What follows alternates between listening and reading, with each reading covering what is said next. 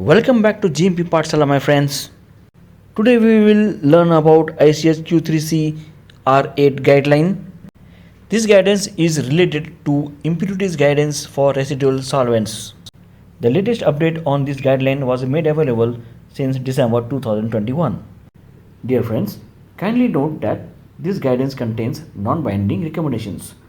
Any alternate approach can be used if it satisfies the requirement of the applicable statutes and regulations.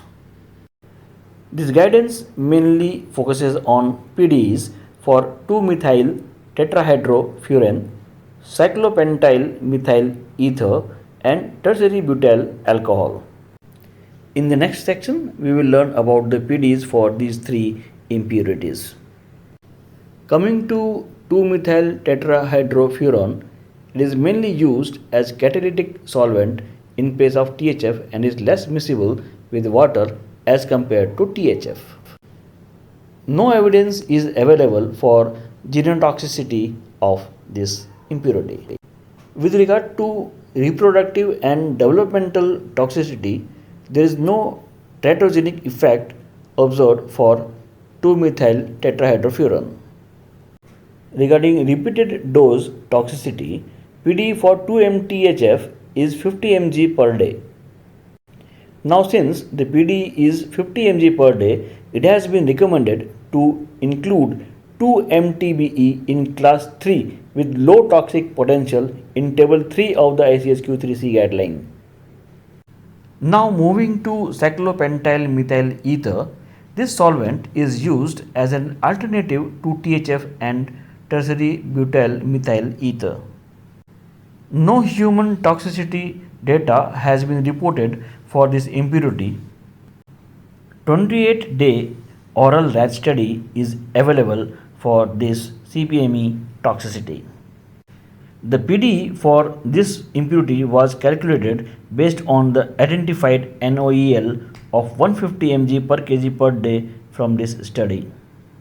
With this NOEL of 150 mg, the PDE is coming to be 150 into 50 by 5 into 10 into 10 into 1 into 1. It comes as 15 mg per day. In the calculation, F1 is taken as 5 to account for extrapolation from rat to human. F2 is taken as 10 to account for the differences between individual human. F3 is taken as 10 because duration of treatment was less than 3 months. F4 was taken as 1 because no severe effects were observed. On calculation, the limit is coming to be 1500 ppm. Therefore, it has been recommended that the CPME should be placed into class 2 solvent to be limited in table 2 in the ICH Q3C guidance. Now, coming to genotoxicity, there is no evidence that CPME is genotoxic. Regarding carcinogenicity, also there is no data available to show that it is carcinogenic.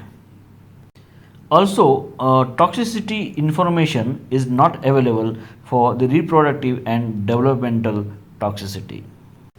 For repeated dose toxicity, the calculated PDE for CPME is 15 mg per day.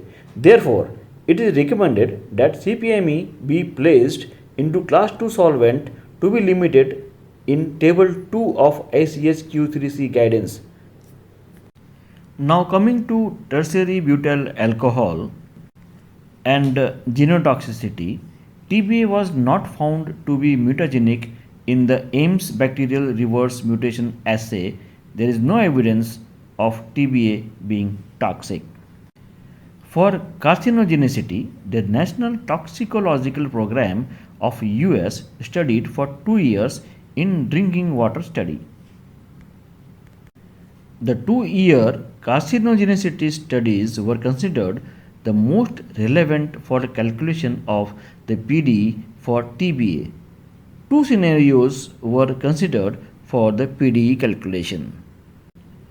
For scenario 1, considering the LOEL as 175 mg per kg per day, the PD is calculated as 175 into 50 by 5 into 10 into 1 into 1 into 5 as 35 mg per day, where the F1 was taken as 5 to account for extrapolation from rats to human.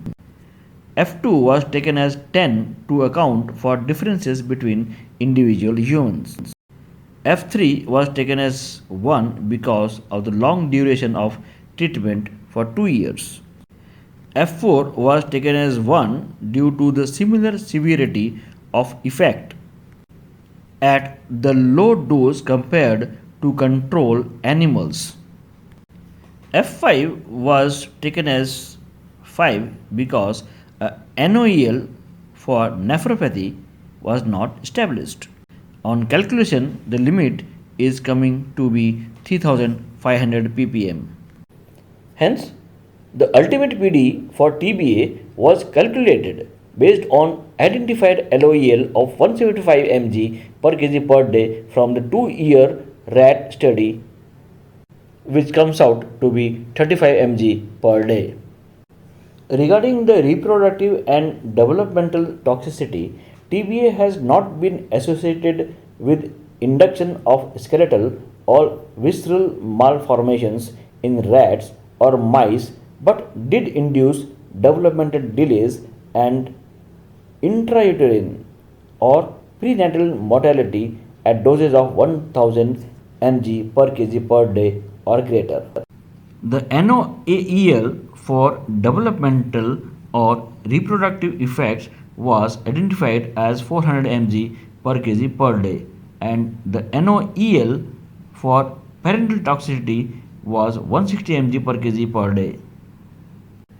With regard to repeated dose toxicity, the calculated PD for TBA is 35 mg per day based upon the LOEL for nephropathy in female from the 2-year rat carcinogenicity study. It is recommended that TBA be placed into class 2 solvents to be limited in table 2 in the ICH Q3C guidance. Now I thank you, each one of you, my friends, for watching this latest guideline ICH Q3C related to impurities in residual solvent. Please like, share and subscribe to my YouTube channel GMP Pathshala. Thank you.